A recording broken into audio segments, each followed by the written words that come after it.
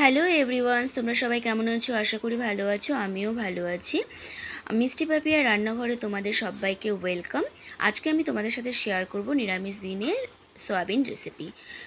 চলো তাহলে দেখানো যাক রান্নাটা। তার জন্য দেখো আমি কেটে রেখেছি আলু আর লঙ্কা, আর এখানে আছে সয়াবিনটাকে আমি সেদ্ধ করে জল ঝরিয়ে রেখেছি।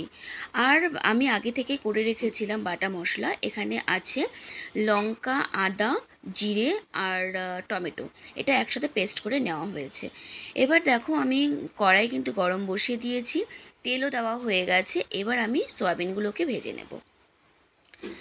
দেখো বন্ধুরা, আমি কিন্তু কড়াইয়ে সয়াবিনগুলো দিয়ে দিয়েছি। এবার সয়াবিনগুলোকে ভেজে নিতে হবে। সয়াবিনগুলোকে একটু ভালো করে ভেজে নিতে হবে। আর সয়াবিনগুলোর মধ্যে আমি নুন হলুদ আগে থেকে মাখিয়ে রেখেছিলাম। এবার সয়াবিনগুলোকে একটু লাল লাল করে ভেজে নিতে হবে। সয়াবিনগুলো ভাজা হয়ে গেছে। সয়াবিনগুলোকে আমি একটা পাত্রে তুলে নেব।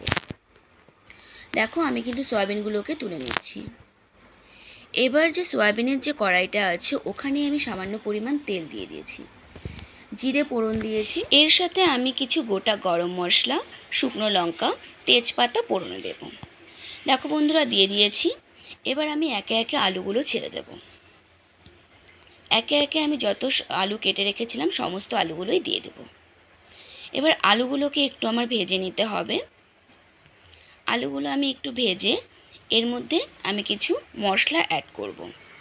দিয়ে দিলাম লবণ। এবার একটু নেড়ে নেব। এবার দিয়ে দিচ্ছি সামান্য পরিমাণ হলুদ দিয়ে আমি একটু ভালো করে ভেজে নেব। এবার দিয়ে দেব আমি যে বেটে রেখেছিলাম মশলা, সেই সমস্ত মশলা আমি দিয়ে দেব। দেখো বন্ধুরা, আমার মশলা দেওয়া হয়ে গেছে। এবার আমি আলুগুলোকে মশলার সাথে ভালো করে একটু কষিয়ে নেব। একটু জল দিয়ে দেব যাতে মশলাটা নিচে লেগে না যায়। দেখো বন্ধুরা, আমার কিন্তু মশলা কষানো হয়ে গেছে। এবার আমি পরিমাণ মতো জলটা দিয়ে দেব। দেখো আমি একদম পরিমাণ মতো জল দিয়েছি। তোমরা তোমাদের ইচ্ছে মতো জল ব্যবহার করতে পারো। দেখো আমার জল দেওয়া হয়ে গেছে। এবার আমি এটাকে ঢেকে দেব।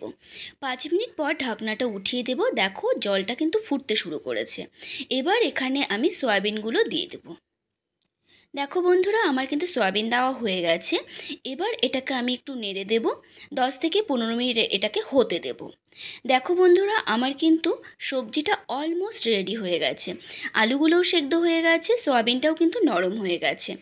এবার এখানে আমি পরিমাণ মতো লবণ আর আগে থেকেই আমি বেটে রেখেছিলাম ভাজা গোটা গরম মশলা, তো সেটা আমি এখানে দিয়ে দেব। দেখো আমার কিন্তু রান্না কিন্তু কমপ্লিট হয়ে গেছে। যদি তোমাদের আমার এই রান্নাটা ভালো লেগে থাকে তাহলে কিন্তু লাইক কমেন্ট শেয়ার করতে ভুলো না। আর যদি আমার চ্যানেলটা এখনও সাবস্ক্রাইব না করে থাকো তো আমার চ্যানেলটাকে সাবস্ক্রাইব করে নিও পরের ভিডিওটা দেখার জন্য। দেখা হচ্ছে পরের ভিডিওতে।